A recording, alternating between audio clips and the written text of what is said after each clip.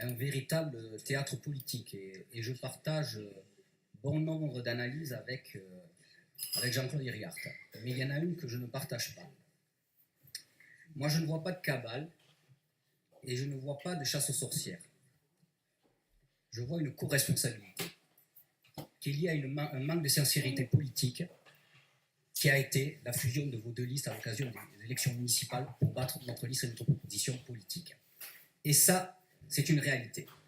Et je trouve d'autant plus drôle que nous, sincèrement, nous étions opposés, parce que justement, selon moi, il n'y avait pas de compromis sur la collectivité territoriale spécifique par rapport justement aux craintes identitaires qu'a évoqué M. Neitz, aux craintes identitaires qu'a pu évoquer Mme Chabonader, mais ça ne nous a pas empêchés, au moment de fusionner les listes, de s'entendre avec vous pour prendre cette ville et pour prendre à ce moment-là l'agglomération Côte-Basque-Adour et les responsabilités qui vont à l'air.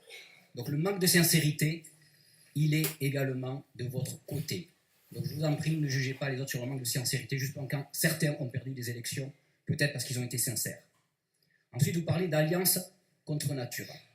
Je pense que vous en êtes un magnifique exemple. Et vous nous le prouvez encore ce soir. Et ce qui vient de se passer depuis des semaines à l'agglomération Côte-Basque-Adour en est bien évidemment la preuve. Et c'est votre responsabilité collective. Ensuite, j'ai entendu également une proposition intéressante. La consultation d'initiative locale, c'est-à-dire un référendum local. Mais pourquoi ne pas l'avoir fait? Vous étiez majoritaire. Vous auriez pu organiser, dans le cadre de vos compétences, ce référendum d'initiative locale pour poser la question aux Bayonnais.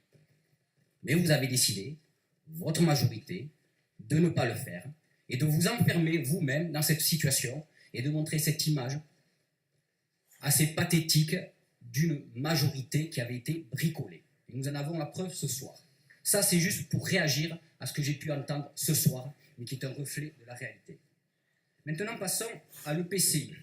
Et je ne vais pas rentrer dans un débat technique, parce que, comme le journaliste, l'éditorialiste à celui du Pays Basque a pu le dire, on peut faire dire ce qu'on veut de toute manière aux chiffres et à la technique. On va peut-être parler un peu de volonté politique. Alors, est-ce qu'il y a des limites à ce projet de PCI Pays Basque? Oui, bien évidemment, il y a des limites à ce projet de PCI Pays Basque, et je pense qu'elles ont toutes été évoquées. Bon, par contre, y a-t-il des limites à l'EPCI agglomération Côte-Basque-Adour? Avons-nous un EPCI qui fonctionne bien?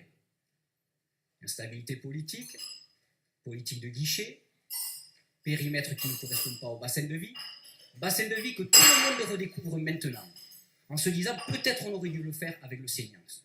Moi je vous le dis très sincèrement, et ce sera mon prochain argument, un EPCI avec le Seignance correspondait au bassin de vie, et était une proposition possible, et je pense que nous aurions pu la construire, et ceux qui étaient aux affaires à ce moment-là auraient pu le faire. Bizarrement, il ressort de ce projet qu'une fois qu'il y a une contre-proposition. Et une contre-proposition qui a aussi sa cohérence. Ce n'est pas un bassin de vie, c'est un territoire vécu. Et en tant que territoire vécu, il peut permettre également de mettre en place des politiques publiques. Sur ces deux modèles de coopération, moi je regrette souvent, en politique, on veut mettre en place des politiques innovantes. On n'a que l'innovation à la bouche. Innovation dans le développement économique, innovation dans l'environnement. Alors, en termes d'action publique, d'organisation territoriale, aucune innovation. Même en termes constitutionnels, aucune innovation. On continue avec des systèmes qui ne fonctionnent pas. Or, nous avons une proposition d'un modèle innovant. Très clairement. Le modèle de développement économique de nos territoires est basé sur la concentration des richesses dans des pôles métropolitains. C'est un choix politique de concentrer la richesse sur les zones urbaines et de plus en plus sur les zones urbaines littorales. Et c'est généralement assumé par l'ensemble, je dirais, des partis politiques, ou en tout cas dans la vision des territoires que nous avons. Et c'était l'une des possibilités qui s'offrait à notre territoire également, c'est-à-dire de concentrer la richesse sur un pôle métropolitain, littoral, qui pouvait aller d'Andaï jusqu'à Dax, très clairement. Mais le problème, c'est que si on concentre la richesse, on crée également des inégalités territoriales. Et on se retrouve dans un même pays ou dans un même territoire vécu, des territoires qui se retrouvent avec la croissance de la Chine et des territoires qui se retrouvent avec la croissance du Congo. Et ça, c'est une réalité. Et est-ce que c'est ce que nous voulons en termes de solidarité? Parce qu'évidemment, il y a les solidarités sociales, mais il y a également les solidarités territoriales. Et moi, je trouve qu'en cela, ce projet de PCI unique, imparfait, nous amène à davantage de solidarité territoriale. Bon, ensuite, juste à dire pour M. Nate, bien évidemment, que ce n'est pas une question de taille, mais d'usage. Et je dirais que j'ai plus confiance à un EPCI unique que vous et vos amis, vous ne le dirigeriez pas, qu'un ACBA que vous et vos amis, vous dirigez comme à l'heure actuelle. Ensuite, je regrette que dans le débat politique actuel, on ne parle plus que de mécanique. Alors on a vu un débat technicien, et vous avez vu, vous vous êtes contredits tous avec des arguments techniques, mais hélas, on oublie de parler de politique publique. Ce que lisent les lecteurs de nos quotidiens, c'est ce débat essentiellement contradictoire sur la fiscalité, mais à l'heure actuelle, ils n'ont aucune visibilité sur les politiques publiques que l'on voudrait mener ou à l'échelle de l'EPCI unique, ou à l'échelle de votre contre-proposition A3, M. Neitz, ou à l'échelle du pôle métropolitain.